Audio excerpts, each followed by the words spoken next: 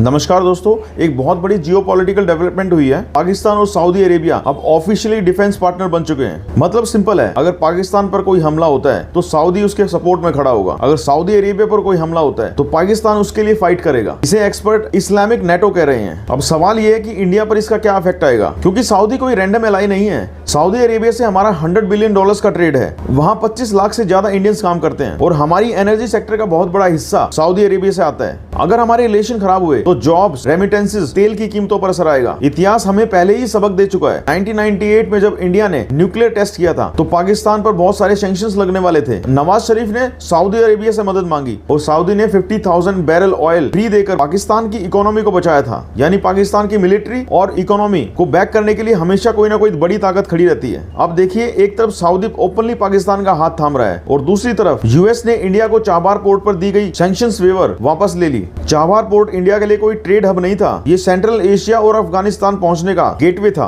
अब वो भी खतरे में है। मतलब एक हफ्ते में मिडिल ईस्ट से दो बड़े झटके लगे। एक पाकिस्तान को सऊदी की मिलिट्री बैकिंग, दूसरा इंडिया के स्ट्रेटेजिक पोर्ट एक्सेस पर यूएस का ब्रेक। अगर कल को इंडिया पाकिस्तान के साथ कोई मिलिट्री कॉन्फ्लिक्ट हो जाता है तो सऊदी बिल्कुल चुप नहीं रहेगा। वो पाकिस्तान के सपोर्ट में खड़ा हो जाएगा और सऊदी में रह रहे लाखों इंडियंस की सेफ्टी पर खतरा आ सकता है। यानी ये सिर्फ कोई बॉर्डर कॉन्फ्लिक्ट नहीं रहेगा, ये इकोनॉमिक और सोशल क्राइसिस बन सकता है। मेरा मानना है कि इंडिया को फॉरेन पॉलिसी में सबको खुश रखने की डिप्लोमेसी छोड़नी पड़ेगी। फोटो ऑफ, हग्स और बर्थडे विशेस से इंटरनेशनल रिलेशन नहीं चलते हैं। फॉरेन पॉलिसी का असली मकसद होता है नेशनल इंटरेस्ट को सिक्योर करना, ट्रेड रूट्स को प्रोटेक्ट करना और डायस्पोरा को सेफ रखना। अगर हमने साफ साफ स्टैंड नहीं लिया तो पाकिस्तान को चाइना और सऊदी दोनों का स्ट्रेटेजिक अम्ब्रेला मिल जाएगा और इंडिया बीच में स्क्वीज हो जाएगा। और इन्वेस्टर्स के लिए इसका मतलब है मिडिल ईस्ट रीजन अब और अनस्टेबल होगा। ऑयल के prices, trade, stock markets, rupees, सब पर इसका असर पड़ेगा। अगर आप भी मानते हैं कि national interest is greater than photo ops तो कमेंट में लिखिए इंडिया नीड्स रियल डिप्लोमेसी और इस रील को लाइक करें और ज्यादा से ज्यादा लोगों तक शेयर करें। और ऐसे ही जियोपॉलिटिकल न्यूज और एनालिसिस के लिए हमारे चैनल को फॉलो करना मत भूलिए। Thank you so much.